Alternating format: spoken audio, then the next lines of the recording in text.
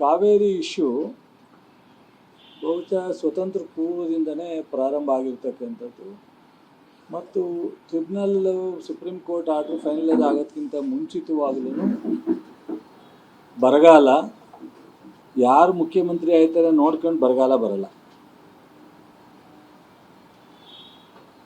2 ವರ್ಷ 3 ವರ್ಷಕ್ಕೆ ರೊಟೇಷನ್ ಆಗ್ತಾನೆ ಬಂದಿದೆ ಇತಿಹಾಸ ನೋಡಿದಾಗ. ಸಿದ್ದರಾಮಯ್ಯನವರು ಮುಖ್ಯಮಂತ್ರಿಯಾಗಿ ಅಧಿಕಾರ ಸ್ವೀಕಾರ ಮಾಡಿದ ತಕ್ಷಣ ಕುಮಾರಸ್ವಾಮಿಯವರು BJP ಅಶೋಕ್ ಯಡಿಯೂರಪ್ಪನ ಮಗ ಎಲ್ಲ ಬರಗಾಲ ಅಂತ ಅಂದ್ಬಿಟ್ರು. ಅವ್ರು ಅಂತಿದ್ದಂಗೆ ಮಳೆ ಇಡೀ ರಾಜ್ಯದಲ್ಲಿ ಎಲ್ಲ ಕೆರೆ ಕಟ್ಟೆಗಳು ಡ್ಯಾಮ್ಗಳು ತುಂಬಿ ಮಳೆ ಸಫಿಷಿಯೆಂಟಾಗಿ ಬಂತು. ಪಾಪ ಅವರು ಮಾತಾಡಲಿಕ್ಕೆ ಆಗಲಿಲ್ಲ. ರಾಜಕಾರಣ ವಿರೋಧ ಪಕ್ಷ ಅಂತ ಅಂದರೆ ನಾವು ಮನಸ್ಸಿಗೆ ಬಂದಂಗೆ ಮಾತಾಡಿದ್ರೆ ಜನ ಕೇಳ್ತಾರೆ, ಟಿ ವಿಯವ್ರು ತಗೋತಾರೆ ಅನ್ನೋದನ್ನು ಫಸ್ಟು ಹೋಗಬೇಕು ಅನ್ನೋದು ನನ್ನ ಬಯಕೆ. ಇವತ್ತು ಮತ್ತೆ ಯಾರೋ ಮಾತಾಡೋದು ನೋಡಿದ್ರೆ DK ಶಿವಕುಮಾರ್ ಅವರು ಬಂದ ತಕ್ಷಣ ಬರಗಾಲ. DK ಶಿವಕುಮಾರ್ ಅವರು ಕೇಳ್ಕೊಂಡು ಮಳೆ ಬರುತ್ತಾ, ಅಥವಾ ಇವ್ರು ಯಾರು ಮುಖ್ಯಮಂತ್ರಿ ಆದರೆ ಇವ್ರು ಕೇಳ್ಕೊಂಡು ಮಳೆ ಬರುತ್ತಾ? ಮತ್ತು ಇವೆಲ್ಲ ಕನಿಷ್ಠ ಯಾರೋ ಮಾತಾಡಿದ್ರೆ ಅದಕ್ಕೆ ಹೋಗ್ಕೊಳ್ಳಿ. ಸ್ವಲ್ಪ ರಾಜಕಾರಣಿಗಳು ಮಾತನಾಡ್ತಕ್ಕಂಥದ್ದು ಗೌರವ ಅಲ್ಲ. ಇವತ್ತು CWA CWM ಇವತ್ತು ಮೀಟಿಂಗ್ ಇದೆ. ಮೊನ್ನೆ ನೀರಾವರಿ ಸಚಿವರು ಮೀಟಿಂಗ್ ಮಾಡಿದ್ದಾರೆ, ನೀರಾವರಿ ಸಲಹಾ ಸಮಿತಿ ಮೀಟಿಂಗ್ ಮಾಡಿದ್ದಾರೆ ಬೆಂಗಳೂರಿನಲ್ಲಿ. ರಾಮಲಿಂಗ ರೆಡ್ಡಿಯವರು ನಮ್ಮ ಜಿಲ್ಲೆಯ ಮೈಸೂರು ಜಿಲ್ಲೆಯ ಎಲ್ಲ ಶಾಸಕರು ಮಂತ್ರಿಗಳು ಕೂತ್ಕೊಂಡು KRS ಅಚ್ಚುಕಟ್ಟಿನ ಎಲ್ಲರೂ ಮೀಟಿಂಗ್ ಮಾಡಿದ್ದಾರೆ. ಅದಾದ ಮೇಲೆ ನಾನು ರಾಮಲಿಂಗ ರೆಡ್ಡಿಯವರು ಮುಖ್ಯಮಂತ್ರಿಗಳನ್ನ ಭೇಟಿ ಮಾಡಿದ್ದೀವಿ. ಮುಖ್ಯಮಂತ್ರಿಗಳು ಇವತ್ತು ಏನು ಕೇಂದ್ರ ಸರ್ಕಾರದಲ್ಲಿ ಮೀಟಿಂಗ್ ಇದೆ,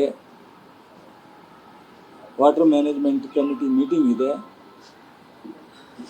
ಅದನ್ನು ನಾವು ನೋಡ್ಕೊಂಡು ರೈತರು ಸಂಕಷ್ಟದಲ್ಲಿರ್ತಕ್ಕಂಥದ್ರ ಬಗ್ಗೆ ನಾವು ಗಮನ ಹರಿಸ್ಬೇಕಾಗತ್ತೆ. ಅದು ಮಾಡೋಣ ಅಂತೇಳಿ ಅವರು ಸಹ ಚರ್ಚೆ ಮಾಡಿದ್ದಾರೆ.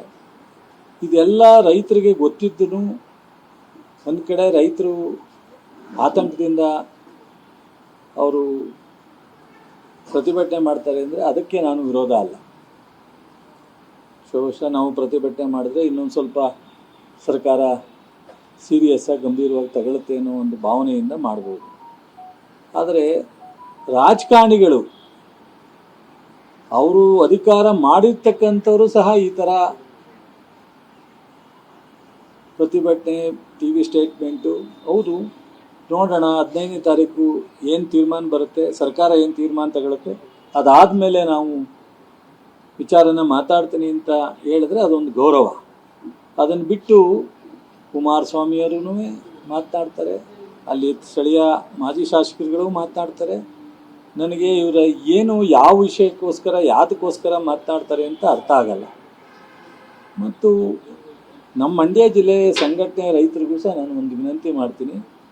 ನಾನು DC ಅವ್ರ ಹತ್ರ ಮಾತಾಡಿದೆ, 5 ಭಾಗ ಮಾಡ್ಕೊಂಡು ಪ್ರತಿಭಟನೆ ಮಾಡ್ತಾರೆ.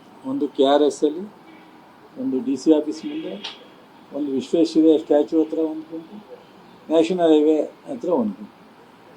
ಏನು ಮೆಸೇಜ್ ಕೊಡ್ತೀರಾ ನೀವು? ನಾನು ವಿನಂತಿ ಮಾಡೋದು ಸಂಘಟನೆಯವರಿಗೆ, ಏನು ಮೆಸೇಜು ಏನು ಸಂದೇಶ ಕೊಡ್ತೀರಾ?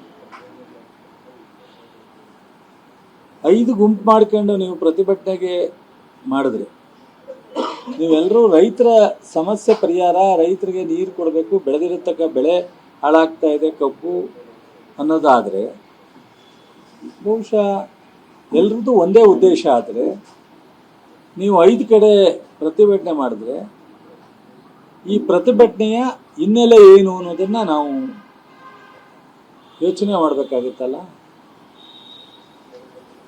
ನಾನು ಸಹ ನಿನ್ನೆ ಒಂದು ಪತ್ರಿಕಾ ಪ್ರಕಟಣೆಯನ್ನು ಕೊಟ್ಟಿದ್ದೆ. ಇವತ್ತು ಸಾಯಂಕಾಲದವರೆಗೂ ಸಮಾಧಾನವಾಗಿ ಇರಬೇಕು ಅಂತೇಳಿ ನಾನು ವಿನಂತಿ ಮಾಡಿದ್ದೆ. ರೈತರನ್ನ ಮತ್ತು ಸಂಘಟನೆಯ ಎಲ್ರಿಗೂ ವಿನಂತಿ ಮಾಡಿದ್ದೆ.